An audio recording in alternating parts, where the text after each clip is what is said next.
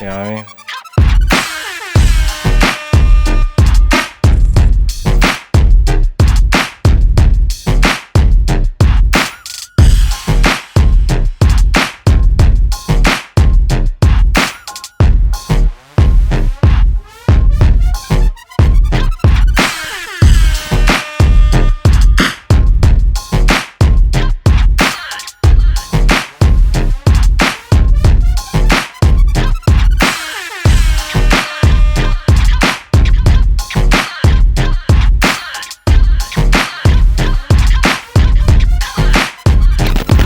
The Higher Grounds Philippines, Pinas Astig, Unang Bara 2025. Nandito tayo ngayong gabi. Curfew Bar, mag-ingayo! Yeah!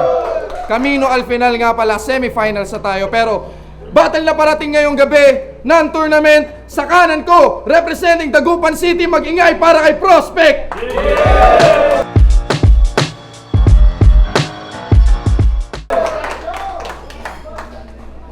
Sa kaliwa ko naman, galing Binmali, Pangasinan pa, mag-ingay para kay El Vigilante.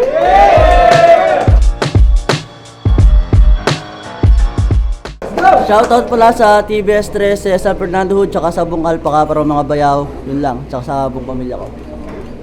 So yun, alam niyo na, palaging maraming salamat sa mga suportang tunay kay Boss Bonnie para sa pagpapahiram ng venue palagi. Siyempre kung makikita niyo, Filipino built nga pala yung drip ko ngayon. Maraming salamat po sa suporta. So, nag-usap sila, nanalo ng coin toss si Prospect, pinili niyang mauna, unang banat para kay El Vigilante, makinigo. Yo! Real talk na agad! Dinig ba? Dinig? Yes! Pinanood ko mga battle mo. Puta, freestyler ka pala. Freestyle na nga lang mga battle mo. Nawawala ka pa. Tapos nagagalit pag dinadama yung asawa niya.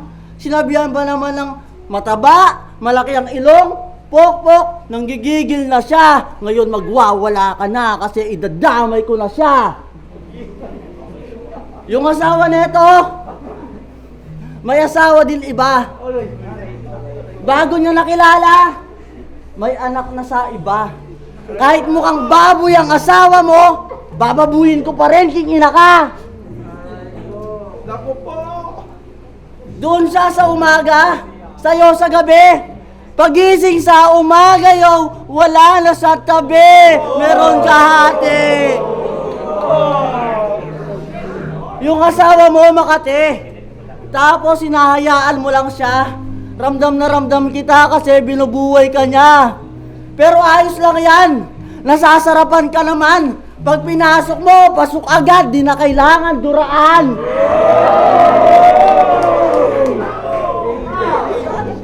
Kaya hindi mo na masasabi na bumubuo ka ng pamilya.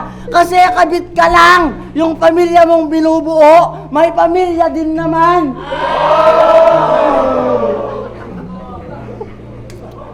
Kung di mo siya kayang pigilan sa ginagawa niya, makinig ka naman. Bilang isang lalaki, nakakahiya yan. Palitan mo na lang. O baka nahihiya ka lang. Kasi siya ang nagtatrabaho. Masyado ka kasing tamad. Kaya ka ginagago. Wala ka pa sakaling kingang og Brad. Bilang isang people.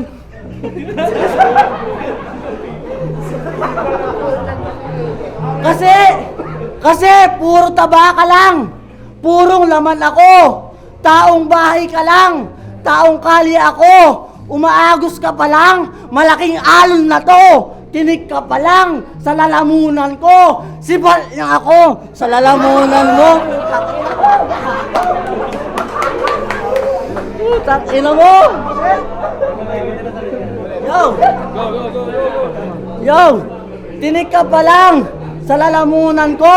Sibat na ako sa lalamunan mo. Nasa edad ka ng kalakasan. Bakit ang hina mo? Bulbuling ka na hoy. Magbalat ka ng buto.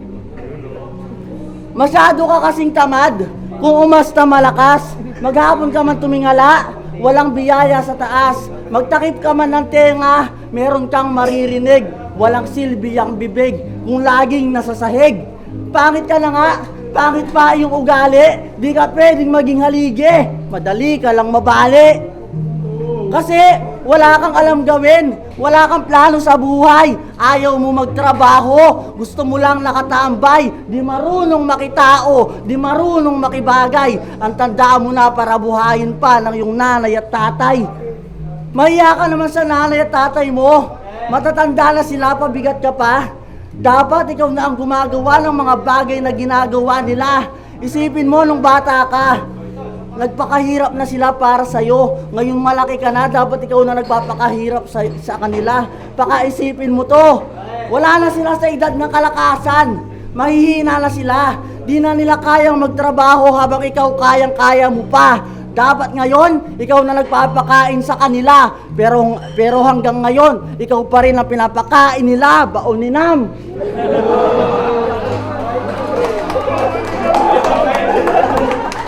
Yo! Unang balat para kay Prospect, makinigo! Okay. Okay. Aking paunang bungad ay ang salitang patawad. Ito'y ukol sa sarili, bagamat minsan karunungan ko'y napabayaan. Tila hinayaan na kalsadang lubak ang malakaran, kaya't minsan ang sulat di napaliwanagan. Nawala rin maging linya na may kasunod pa ng suntok ko pa dapat dito sa kalaban. Tangina ka. Subalit gayon paman, tuloy lamang ang hatak. Tila abot ko na ang buhay na hangad, manibelang sarili ko ng hawak. Kaya tuloy lamang sa usad, abante lang, wala nang atrasan. Subalit magkagayon paman, ito ay aking sinadyang balikan. Subalit hindi para tulungan, kundi ito ay para tuluyan. Nang sa gayon, alam na ibig sabihin nito na katawang lupa ako din makikinabang sa salitang pagbabayad sala. Ganyan ako sumulat, malahudas na makasalanan, pamalakasan, hindi maaring, hindi mapabilang sa tila anim na halimaw. Kaya pakiramdaman mo na rin ang aking ibig sabihin. Ito'y lamig sa kalooban. Ito'y tila sa panahon na ginugol ko para sa iyo ang aking sulat. Utak ay sinadya kong ikulong sa kadiliman. Ikaw ang naalala, malamang karumaldo, malamang iisipan, malalamig kalilimutan. Tila walang dalaw na piitan. Kaya't pagkawasak na itong putang inang pangit na to, ay sadyang nasa kaya pagkawasak na itong putang inang to, talagang lalagay ko sa peligro. Maghuhukay na lamang ng lupa, sabay tabunan ng salaban, makita ng wala nang maaamoy na tila kapirasong laman na umaalingasaw. Kaya nga't maging seryoso na lang sa laban. Kumbaga, pag nagsulat to, walang pakinabang. Maraming sinasabing walang katotohanan. Sinabi niyang meron akong asawa, putang ina ka, wala pa akong asawa, isa ako sa mga nagpapayaman. Gantong mga pagmumuka, huwag ninyong pagtutularan. Minsan, sinadya kong mawala sa sulat kasi mga ganyang mukha talagang hindi dapat gawing seryosohan. Pwedeng seryosohan, paluin ng pala, saksakin ng ice pick. Akin na ice pick mo. Gago ba ito? Ay, joke lang. Joke lang. O sige.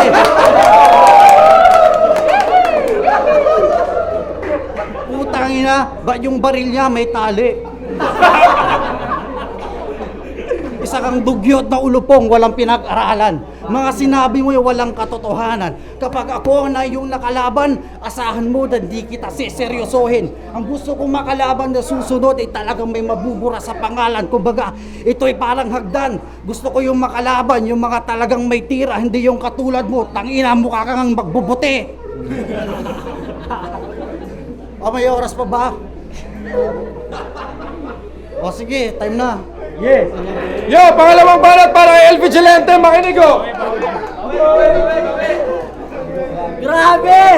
Nag-freestyle! Tukmol! Dito sa Pangasinan, isa ka lang mababang uri ng isda! Mulmol!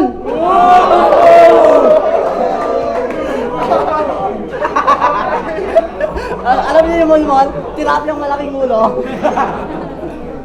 May inakang nila lang para itapat sa akin. Yo.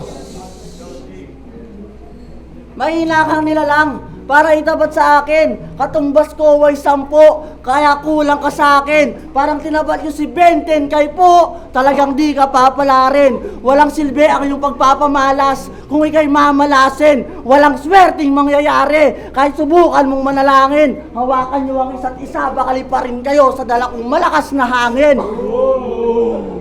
Parang tinapat niyo si Sinbad versus Diril. Kayo Chapo. Felio Chapo versus Melis Kid. Kenji versus Drian. O di ba ang hina mo? Kailangan ko pa bang maging mahina para lang makayanan mo?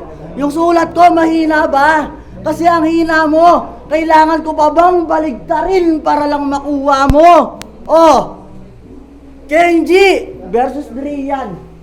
Felio Chapo versus Melis Kid. Sinbad versus Sinbad. Shit. Tangina. Sinbad versus Diril. Nakuha mo. Kailangan ko pang mawala para lumakas ka at humina to. Oh, Sinbad. Diril. Tangina mo. Kasalanan ka na. Masama ka pa. Di totoo. Kaya wag mo akong pinaglololoko. Pinapahirapan ko ang baguhan. Ako ang kanang itlog ni Rich Flow.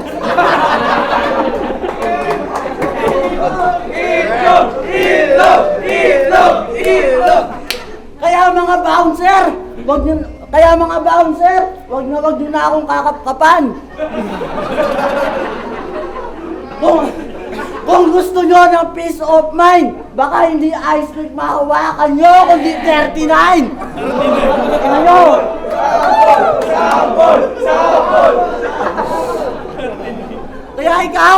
Kaya ikaw, makinig ka sa akin. Kunin mo kay Felio Chapo yung TF mo pagkatapos ng battle natin. Bangus dagupan yon. May kasama ng mantika, bechin at asin.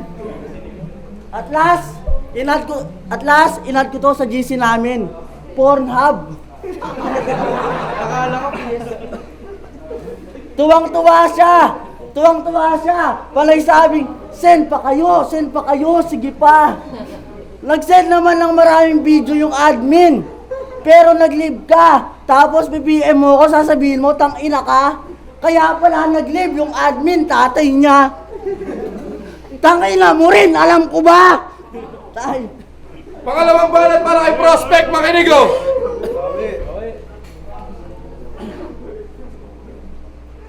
Sadyang nakakabuti sa kumpiyansa.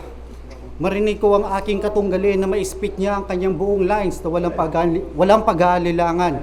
El Vigilante ay para tong Special Forces cast, kumbaga angas na ito'y pang Black Alpha. Full force battle gear sa bawat laban, subalit sa aktwal na digmaan, wala tong tatamaan. Tila agad natapatan ng shooter, elite, expert, habang ito naman ay baguhan lang sa digmaan. Hindi marunong magkasa o maglaan ng bala. Tila gamit lamang nito ay smoke grenade o di kaya flashbang, which it means on point lamang to sa lente, pabibo lang sa eksena. But on time na sulat, ako'y tila bumalik sa panahon ng makaluma. Tila ako'y nakiayo, nakisugat sa mga panahon ng katipunan. Kaya sinisigurado, hindi masasayang ang mga nabuhos ko na tinta. Oo, hindi pa man ako gaanong nag-step back, pero kalkulado ko na to on game. Endured to sa akin. Hindi lang basta pang sports competition. Kumbaga ito ay college massacre incident, mag-iingay na gamit, M4 Super 90 shotgun. O di kaya silent killing switch, army knife ang itatarak sa kanyang dibdib. Sabay hiwain pababa, dukutin puso para palabas, parang ending ni Martinez kay Rambo. Ganyan ako magpatahimik sa digmaan, talagang may pagkakatanda, parang ending sa movie ng Last Blood. Kaya easy daw men, huwag kang masyadong mayabang. Lahat pwedeng mangyari, bilog ang bola. Malawak maging ikot ng kamay ng oras, kaya't ako'y naparitin, backtrack muna. Kung kaya't ako'y naparitin, backtrack muna. Tipong pagtatapos sa akin nito, mayroong pag-alala. Tipong alamat na kwentong naganap. Ito ay Japanese censored style, pero hindi ito pang hentai na naka-blurred lang. Kumbaga ang ibig kong sabihin, ito ay dead end ng Hiroshima, Japan, 1946. Pinaghalo ko ang dugo sa laman. Ito ay Enola Gay Bomb style.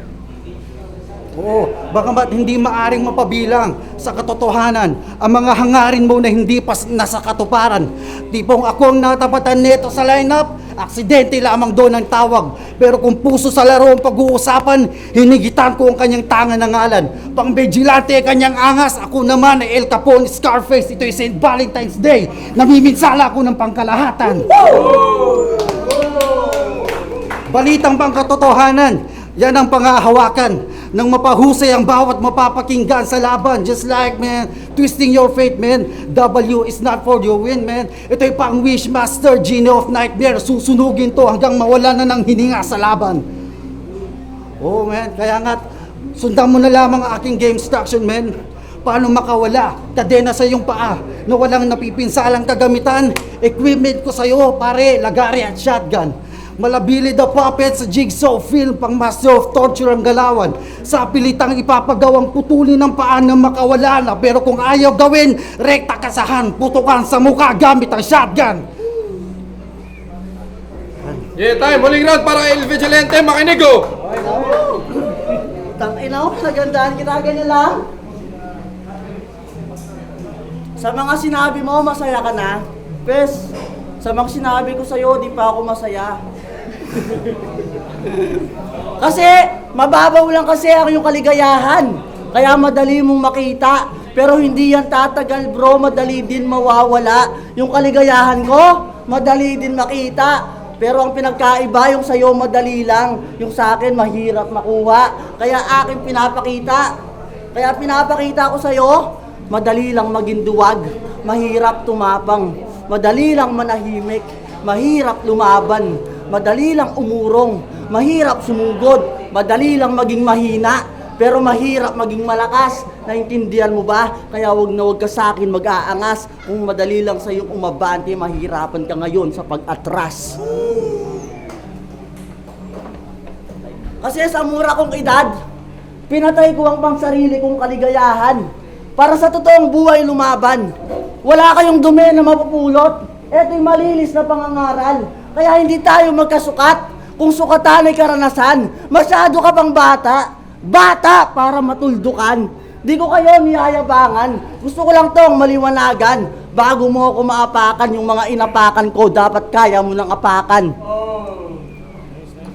Kaya paano mo masasabi na kaya mo akong daanan? Kung yung mga naranasan ko, di mo pa pinagdaanan. Sobrang hirap ng paghihirap, pero aking pinaghirapan. Grabe yung aking dinanas. Bago ko makuha yung mansanas, papatayin ko muna yung mga ahas. Yung kwento ko, kakilabot. Sa edad kong 13, iba't ibang gang na ang pinasok. Kaya patagal ng patagal, nawala na yung takot. Lungkot ang bumalot. Imbes lumapit sa Panginoon, kay Satanas ako nagpasakop. Kaya patagal ng patagal, kulungan ng inaabot. Kaya salamat sa aking mga pamilya. Ginamot nyo ako sa pagkanuno. Salamat sa mga bayaw. Salamat sa mga kagrupo. Salamat sa kabutihan yung tinuro. Baon ko yan hanggang ngayon at hanggang dulo. At makakaasa ka, inay, na ang Panginoon ituturing kong guro. Sinasabi ko yan ng buong puso. Kaya tatanungin kita kung paano mo ako mahihigitan. Kung ikaw ako, paano mo lahat yun hihindian. Kaya kung iyayabang mo yung tapang mo, hindi yan pamatay. Ang totoong matapang, bro, yung nagbabagong buhay.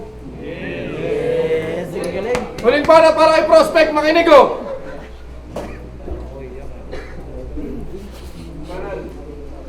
Yo, game. Maging seryoso sa lahat.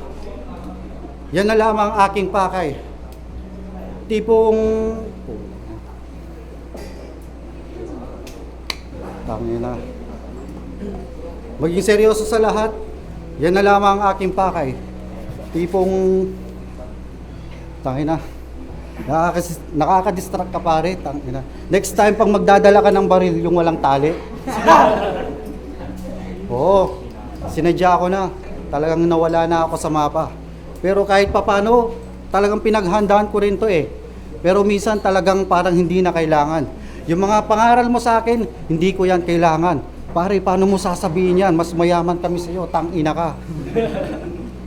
Oo, lumapit ka kay Satanas. Ako, alam mo, kanino ako lumapit? Sa nanay mo. Minsan,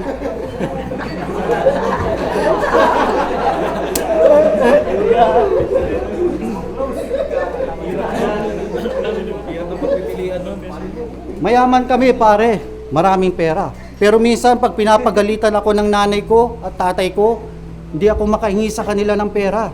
Sakto, friends kita. Inat ko yung nanay mo. Chinat ko siya. Hihingihan ko sana siya ng pera. Kaso gusto niya magpatira. Putang ina, pumunta ako sa bahay niyo, wala kayong sabon. Oo, di ba? Tangina. Talagang naghahanda ako. Ginawa ko yung kaya ko. Pero kung minsan talagang nawawala na ako sa mapa ko. Matagal akong huminto pero talagang gusto kong balikan to. Kumbaga may baril na ako noon. Pero wala pa akong bala. Pero dahil sa kanya, walang nakakatawa pare. Sa susunod.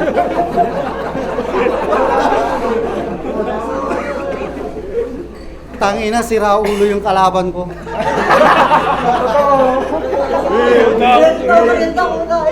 Doon pa lang talo na ako, tangina.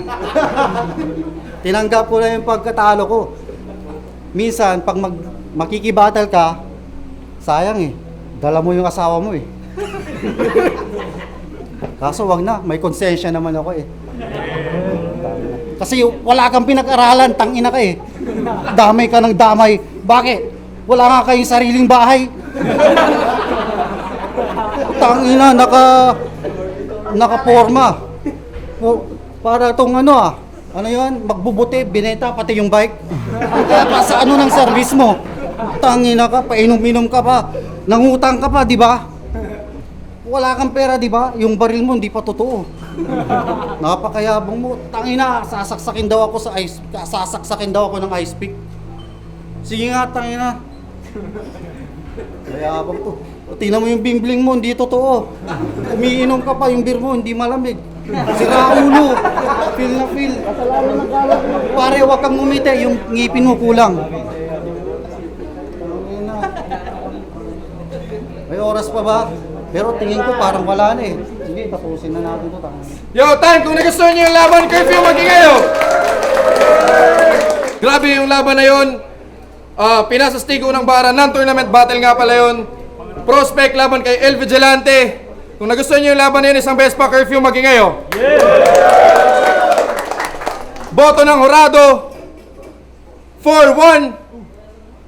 Panalo sa laban na to, El Vigilante.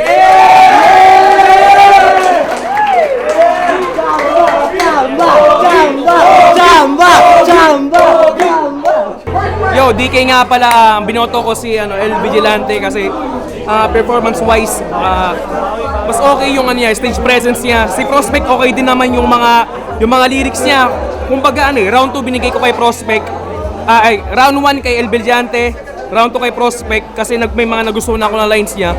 Pero round 3 doon talaga nagkatalo eh. Kasi nakalimutan ni Prospect yung third round niya. Nag-freestyle na lang siya kumbaga. Samantalang si El Vigilante, consistent pa rin. Kaya yun, El Vigilante. Yung Ambrosio Boys Records, Nats nga pala. Bali round 1, binoto ko siya ng tabla. Bali yung bilang ko 6 points para kay El Vigilante. 6 na puntos din para kay Prospect. Bali yung naging basehan doon, puro personal si El Vigilante. Si Prospect naman nakukuha niya yung second half ng momentum gamit yung yung mga napaka-unpredictable na mga linya niya. Sa second round naman, binigay ko ulit as tabla kasi sabihin na natin na mabagal yung momentum ni Prospect pero nakakabawi siya talaga. Iba talaga yung mga linya niya din, which is yun din yung kulang yung construction ng lines ni El Vigilante. Pero napaka-solid pa rin, mad props pa rin sa mga comedy na mga shits na mga ganun na ginagawa nila. Sa third round, doon na lumaylay si tropang Prospect. Pero mad props pa rin, tangina, napakalakas mag-freestyle, lumalabas yung pagka-veterano niya. Pero round 3 nagkatalo, binoto ko El Vigilante, 2-1. Yo, Paul Sohay, Ambrosio Boys. Binoto ko 2-1 yung boto ko. First round binigay ko yun kay Vigilante kasi taka na solid yung mga pagpapatawa niya, tapos yung consistency niya talagang dire-diretso. Tapos dumaylay na, duelo pa lang yun ni Prospect. Pero round 2, binigay ko yun kay Prospect kasi taka na napakalupit ng horror core niya, nung pagkakatahi niya nung linya niya doon. Although malakas talaga sa crowd, sa joke si Vigilante, pero natabunan talaga ng style ni Prospect yun yung round 2 eh. Pero yung round 3, doon na lumaylay si Prospect, kala ko makakabawi pa eh. So 2-1 para kay Vigilante. Ayun Brutal G, mahal na gampak kasi ng Truth, Warang Style 13, Pampanga Hood, Balibago Hood Connections. Yun, binoto ko si 2-1 Bali, binoto ko ng round 1 si Prospect. Kasi, although komedya rin ako, komedyante ako sa battle, pero binigay ko yung round 1 kay Prospect kasi ang galing. Basta abangan nyo na lang yung video, yung ayaw ko maging spoiler eh. Yung round 1 binigay ko kay Prospect. Yung round 2, consistent sa komedya to si El Vigilante. Pero yung round 2 binigay ko pa rin kay Prospect. Ngayon sa round 3, doon, pag napanood nyo ito, maantig yung mga damdamin nyo, yung round 3. Kahit ako aminado, kahit sa akin gamitin El Vigilante, yung round 3 niya, kaya ako ni El Vigilante kasi grabe yung puso. Tingin ko doon niya binuhos yung lahat ng sulat niya, yung all 3 rounds niya. Nasa round 3 niya talaga binigay yung lahat ng sulat niya. Then nakita ako nung si Prospect na yung bibitaw, na-distract siya doon kasi ang galing ng round 3 ni El Vigilante. Props kay El Vigilante pero 2-1 ang kay Prospect ako. Ako yung 4-1, ako yung nagbigay ng isa kay Prospect. So yun, kasi nag-choke din si Prospect Hindi niya na nahatak. Nag-freestyle siya, pero grabe ang lakas ng round 3 ng El Vigilante. Props kay El Vigilante, pero Prospect yung binoto ko. Yo!